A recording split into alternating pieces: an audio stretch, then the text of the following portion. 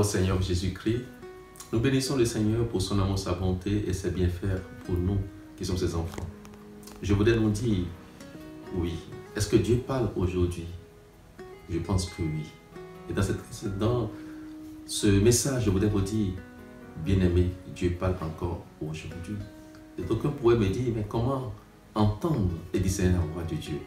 Je voudrais alors te dire, mon frère, ma soeur, de la même manière que tu arrives à parler à ton enfant et il t'entend et il te comprend, c'est ainsi également que Dieu parle à nous qui sommes alors ses enfants. Et nous entendons sa voix et nous comprenons sa voix.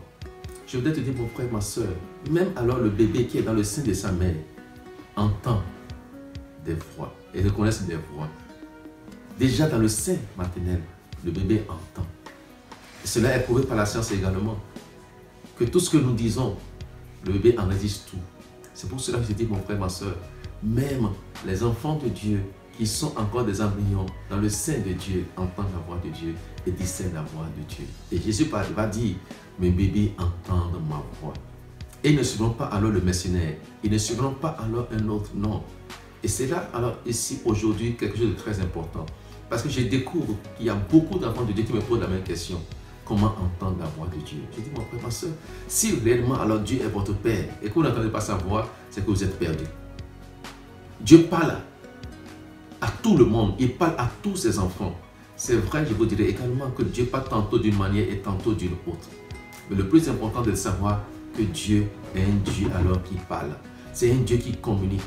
C'est un Dieu de communication. Pour preuve, dans le livre de la Genèse, dès le commencement, quand Dieu a créé Adam et Ève dans le jardin, la Bible déclare que tous les soirs, Dieu descendait dans le jardin. Pourquoi? Il venait alors converser avec l'homme. Donc c'était un moment de partage, c'était un moment de communion. Dieu parlait avec l'homme et l'homme parlait également avec lui. C'est pour cela que la Bible nous a dit, il a donné aussi des recommandations dans le jardin d'Éden. Il a donné des recommandations dans le jardin d'Éden. Il a dit maintenant de ne point alors toucher, de manger alors l'arbre de la connaissance du bien et du mal, mais de plutôt avoir accès à l'arbre de la vie et vivre éternellement. Mais le jour qu'ils iront vers l'arbre de la mort, plutôt l'arbre de la connaissance, ils mourront certainement. C'est ainsi que l'homme puisse écouter la voix de Dieu. Ils ont écouté quoi? Ils ont écouté la voix du diable. Cela veut dire quoi? De la même manière que Dieu parle, le diable aussi parle. Satan est arrivé à séduire Ève et Adam. Ils ont désobéi à Dieu. Donc aujourd'hui, je vais dire quoi? Nous avons la voix de Dieu, nous avons la voix du diable et nous avons aussi notre propre voix. Et alors comment est-ce que nous pouvons alors arriver alors à discerner celle de Dieu dans ces trois sources? Voilà pourquoi il nous arrive alors d'entendre alors certaines voix et nous nous demandons, est-ce Dieu qui parle? Est-ce ma propre conscience, mon propre cœur qui me parle? Ou est-ce Dieu qui est en train de me parler? C'est un exercice alors un peu difficile. Mais pour les enfants de Dieu, alors ils arrivent souvent alors à connaître la voix de Dieu. Souvent la voix de Dieu c'est une voix pacifique. La voix de Dieu c'est une voix alors qui vient alors confirmer ce qu'il a déjà dit. Aujourd'hui nous ne pourrons pas entendre encore une autre voix qui soit contraire à celle que nous avons entendue hier. Voilà pourquoi Paul pouvait dire, même si un ange de lumière venait vous annoncer encore une autre parole qui est différente de celle que vous avez entendue autrefois, qui soit anathème. C'est-à-dire que quoi? Tout ce qui alors fallait dire aujourd'hui nous a été déjà communiqué. Alors mon frère, ma soeur, nous avons aujourd'hui alors une voix de Dieu qui est déjà transcrite. Le logos que nous avons aujourd'hui. Nous avons à notre disposition la Bible, qui est la parole de Dieu qui a été déjà alors transcrite. Et elle nous parle. Lorsque nous la méditons, nous entendons la voix de Dieu. Lorsque nous la méditons, nous recevons la conviction de Dieu.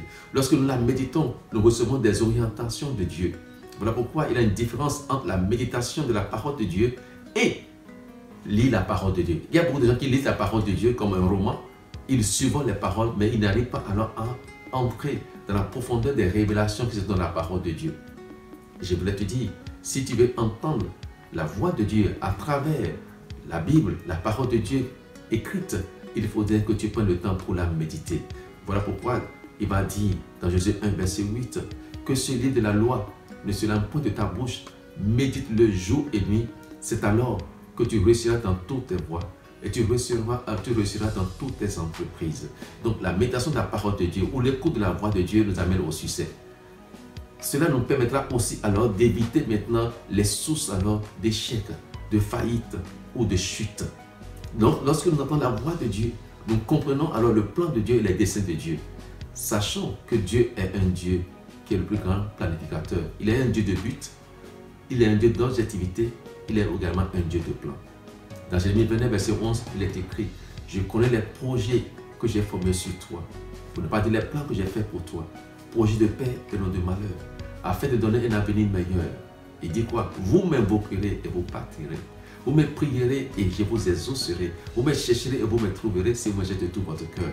Donc je vais te dire, mon frère, ma soeur, si nous voulons connaître alors les projets et les plans de Dieu pour notre vie, qui sont des plans de bonheur, il faudrait que nous puissions entendre sa voix. Alors, je vais te dire, comment est-ce que nous pouvons alors la discerner?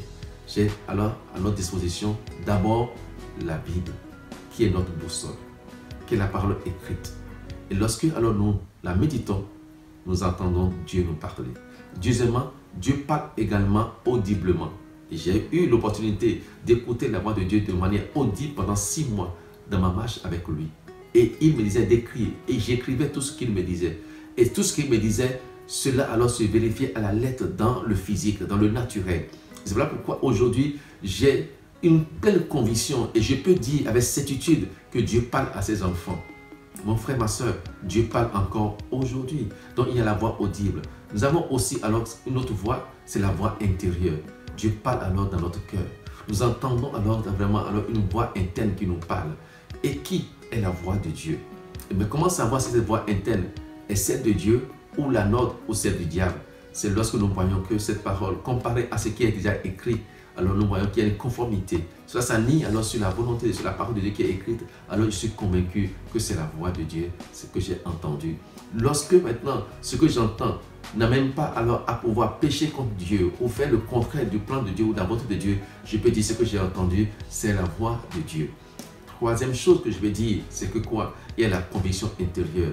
La Bible nous dit, l'Esprit de Dieu vient maintenant témoigner à notre esprit. Amen. Donc il y a le témoignage intérieur de l'Esprit de Dieu qui nous convainc de ce que nous avons entendu, que c'est effectivement Dieu qui nous parle.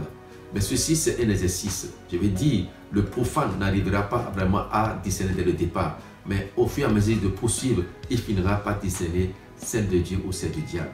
Il m'est arrivé une fois, pendant un moment de jeûne et prière, d'entendre des voix, mais ces voix n'étaient pas les voix du diable. Je me laisse me dire, qui est-ce qui me parlait? C'était un oiseau qui parlait et qui appelait mon nom, Josué, Josué. Mais j'ai dit, mais un oiseau qui vient, qui appelle mon nom. Ah, je me dis, mais est-ce que c'est un ange de Dieu qui me parlait à travers un oiseau? Je ne savais pas. Mais à force d'écouter cet oiseau qui me parlait, l'Esprit de Dieu m'a convaincu, cette voix n'était pas celle du diable. N'était pas celle de Dieu, mais celle du diable. Qui voulait alors me désorienter, me dérouter. Pourquoi? Pendant que alors je priais, pendant ce moment de jeûne de 40 jours où je priais, alors à l'eau, pendant 40 jours, j'ai jeûné et je ne buvais que de l'eau. Mais je n'entendais pas encore la voix de Dieu. Pour dire quoi? Une réponse alors à mes questions. Celle que j'avais amenée pendant le moment de jeûne, je n'ai entendu aucune réponse pendant 39 jours. Mais c'est la nuit du 39 et 40e jour, c'est-à-dire le dernier jour de mon jeûne, que mon Dieu a parlé. Et c'est juste alors une toute petite phrase que j'ai entendue. Mon fils, j'étais entendu et j'étais exaucé. Et c'est pourquoi j'étais dans le jeûne. Après la sortie du jeûne, cela s'était accompli. Qu'est-ce que alors je cherchais à ce moment-là? Je cherchais parce que la médecine avait dit que mon épouse ne pourrait pas alors accoucher parce qu'elle avait une déformation dans son système alors vraiment et de reproduction dans son utérus. Il y avait un problème alors qu'elle avait. Mais après que cette voix m'ait parlé, j'ai eu la conviction intérieure que Dieu m'a exaucé. Et après mon jeûne, le premier coup franc a apporté le bonheur. Et Samuel est né. Aujourd'hui, je dis, ah, Dieu a dit et il a fait. Alors je veux te dire, mon frère, ma soeur, Dieu parle encore aujourd'hui. Mais je dis, c'est un exercice. Peut-être qu'au début, il y aura la confusion autour de toi. Tu vas douter de Dieu quand il te parlera. Mon frère, ma soeur, ne t'inquiète pas. Il peut t'arriver de faire des erreurs. Mais au fur et à mesure de faire des erreurs, tu finiras alors par discerner la véritable voix de Dieu. Donc le début peut être un peu difficile. Mais si tu fais des erreurs, ce n'est pas grave. Relève-toi, recommence encore. Et tu verras que finalement, tu vas commencer à avoir une sensibilité à la voix de Dieu. Tu vas la connaître clairement et distinctement. Moi, aujourd'hui, quand Dieu me parle, je sais. que c'est Dieu qui me parle. Quand c'est le diable qui me parle, je sais que c'est le diable qui me parle. Et sache que la voix du diable t'amènera toujours à la désobéissance. La voix du diable t'amènera toujours à douter de Dieu, comme il a fait alors avec Adam et Ève. Dieu a-t-il réellement dit? La voix de Dieu va t'amener maintenant à faire le contraire de la volonté de Dieu. Mais la voix de Dieu t'amènera toujours à faire la volonté de Dieu. Maintenant, là où il y a la difficulté, c'est notre voix et celle de Dieu. Et pour discerner quelle est la différence entre ta voix et la voix de Dieu, la voix de ta conscience ou celle de Dieu, c'est que quoi? Est-ce que ce que tu ressens est le produit maintenant alors de ton intérêt personnel, de ta volonté personnelle? Amen. Est-ce que c'est ce que alors tu veux entendre, que tu es en train d'entendre? Ça souvent c'est un piège. Et cette voix n'est pas souvent celle de Dieu. Amen. La voix de Dieu peut être contraire à ce que tu désires. La voix de Dieu peut t'amener maintenant alors à aller là où tu ne voudrais pas aller. Alors mon frère, ma soeur, c'est une douce voix. C'est une voix paisible. C'est une voix rassurante. C'est une voix alors qui convainc. Et c'est une voix qui instruit. La voix de Dieu, elle est merveilleuse. La voix de Dieu, elle est agréable. La voix de Dieu est une voix qui réconforte. La voix de Dieu est une voix de bénédiction. Et je prie maintenant alors pour toi qui désire entendre la voix de Dieu. Et tu pries pour cela, Seigneur, viens me convaincre de ta voix. Il le fera pour toi. Car il a dit, mes brebis me connaissent et connaissent ma voix. Tu entendras la voix de ton Père et tu reconnaîtras que cette voix, c'est celle de Dieu et non celle du diable. Cette voix, c'est celle de Dieu et non celle de ta propre conscience. Et le Saint-Esprit de Dieu qui est en toi et qui sont la promesse de Dieu te révélera alors les desseins de Dieu, la pensée de Dieu et la volonté de Dieu. Alors mon frère, ma soeur, sois béni de ce que Dieu te parlera encore aujourd'hui. Et sache que tu es aussi un prophète parce que Dieu parlera à travers ta bouche. Alors bénis quelqu'un. Dieu parlera à travers ta bouche pour une source de bénédiction alors pour quelqu'un. Alors pourquoi, mon frère, ma soeur, tu doutes encore de la voix de Dieu? Cette voix pacifique, elle agira en toi. Au nom de Jésus. Sois béni, écoute la voix de Dieu et sois l'homme le plus heureux. Amen.